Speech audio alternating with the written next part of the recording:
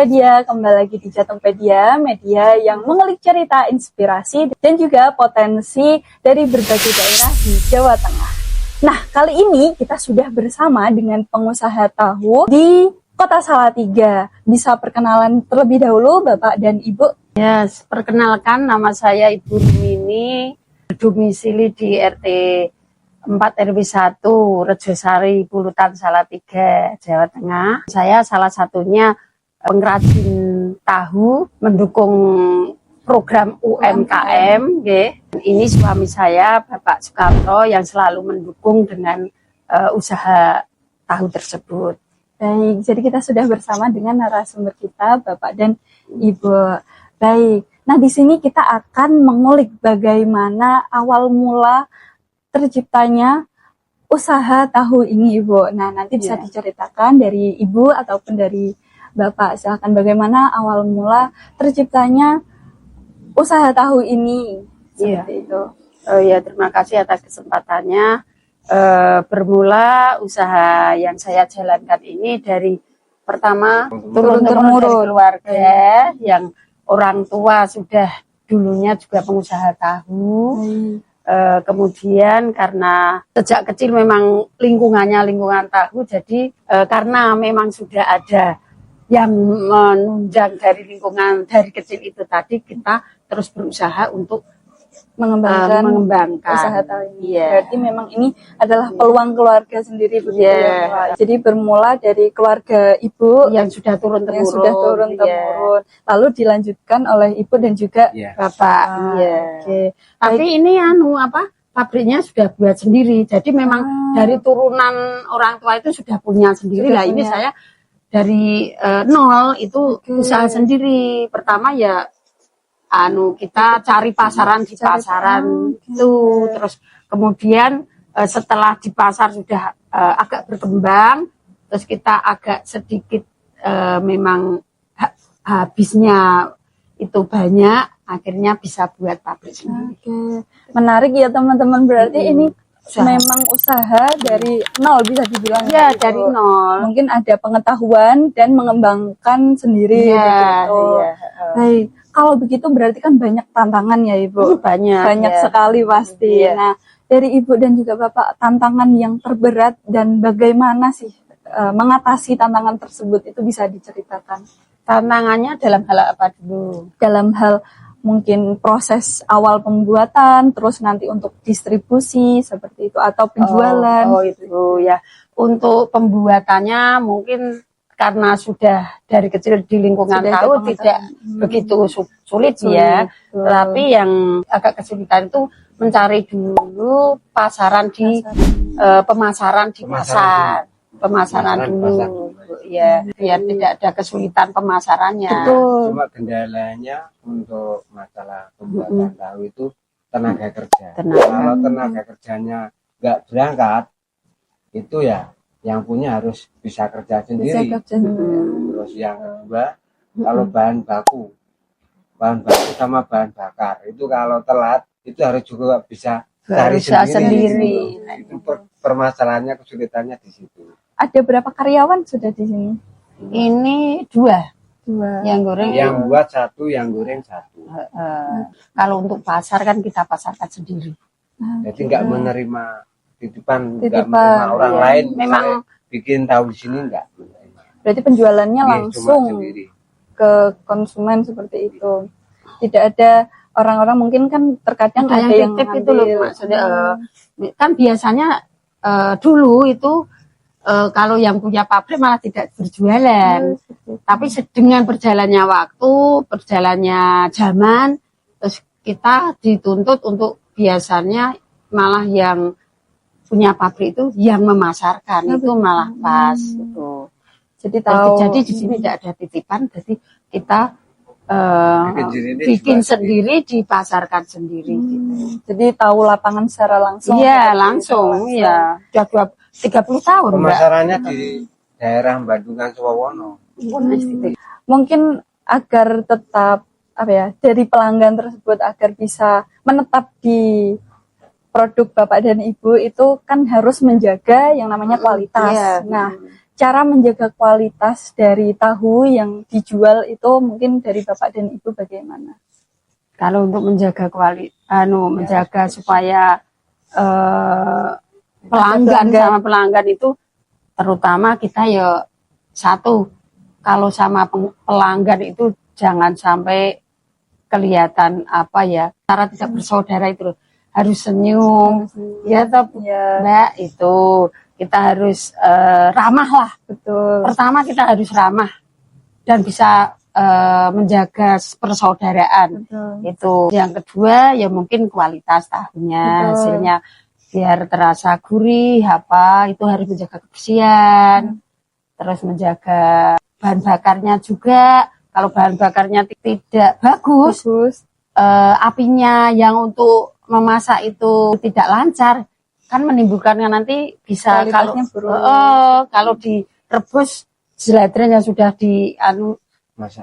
dimasak itu tidak bagus hasilnya kalau apinya tidak bagus. Kemudian kedelainya juga harus dijaga kualitasnya gitu.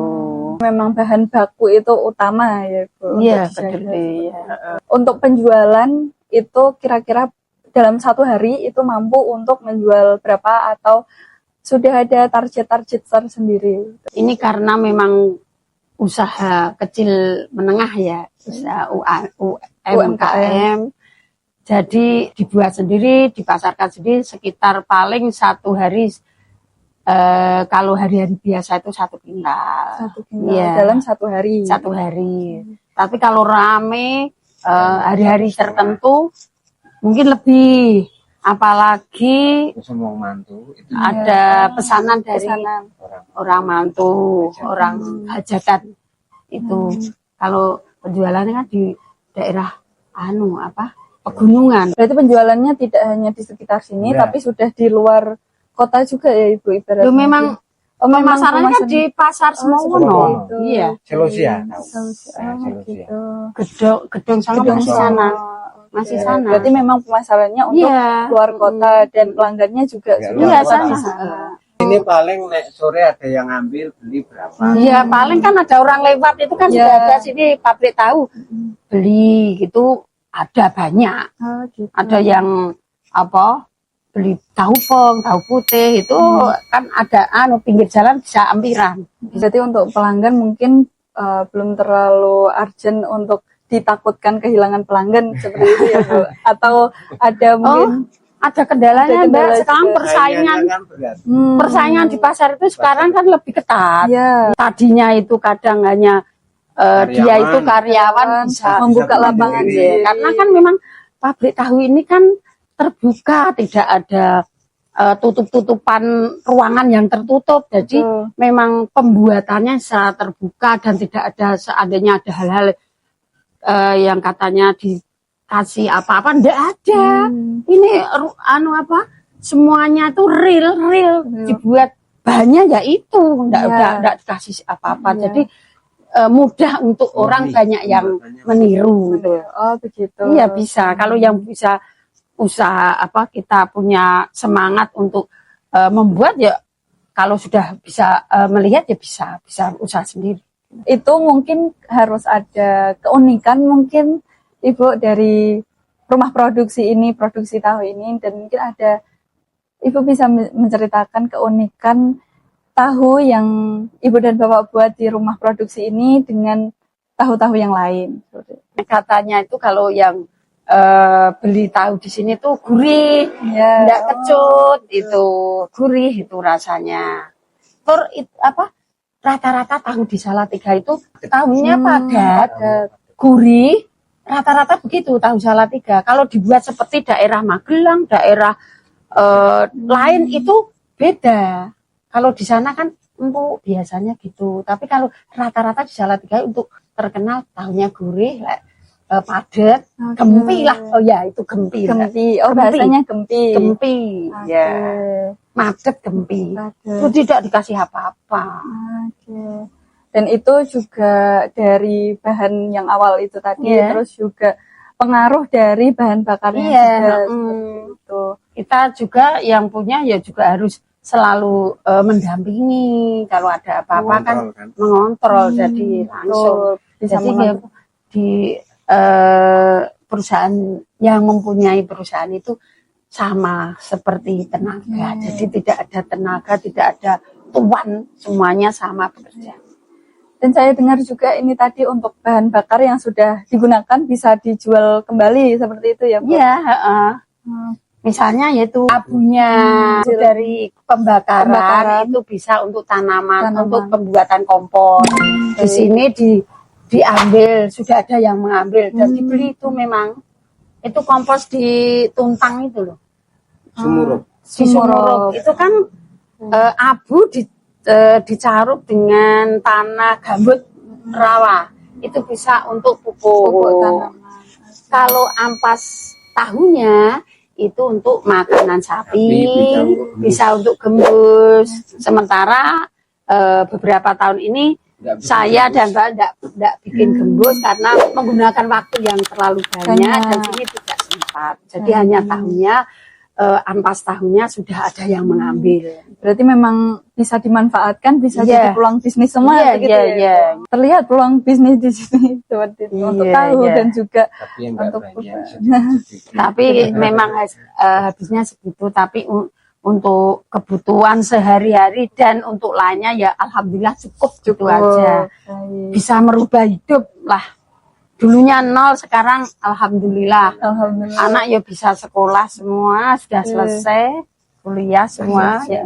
Ya. Sangat menginspirasi sekali ya teman-teman, dan mungkin dari Bapak Ibu bisa memberikan motivasi dari perjalanan awal yang sangat berat, lalu juga adanya kendala-kendala di setiap proses. Nah, itu bisa memberikan motivasi kepada teman-teman semua, kepada pemirsa agar tetap ketika mempunyai bisnis ya harus konsisten, harus berusaha seperti itu.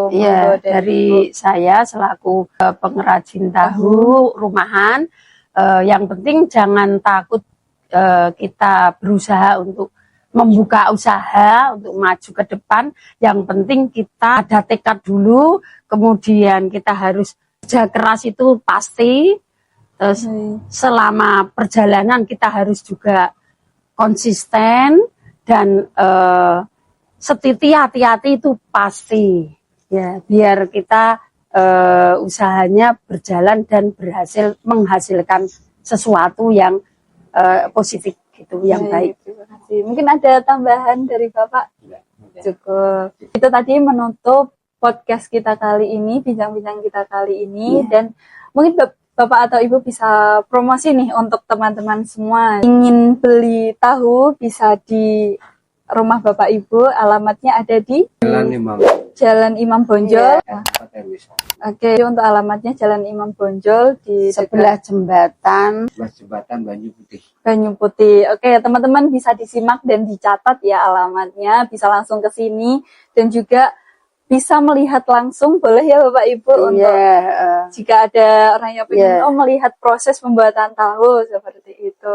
Saya sangat bangga mengucapkan banyak terima kasih dari tim media Jateng Media yang telah bisa hadir, bisa memberikan motivasi kepada saya sehingga untuk perjalanan ke depan lebih baik. Amin. Baik.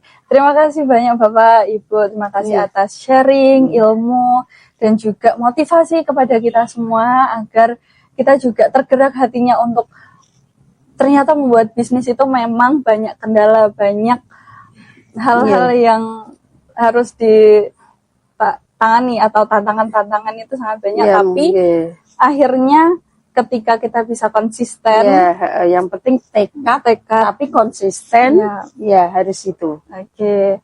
Baik, terima kasih untuk podcast kali ini. Kita nantikan podcast selanjutnya. See you.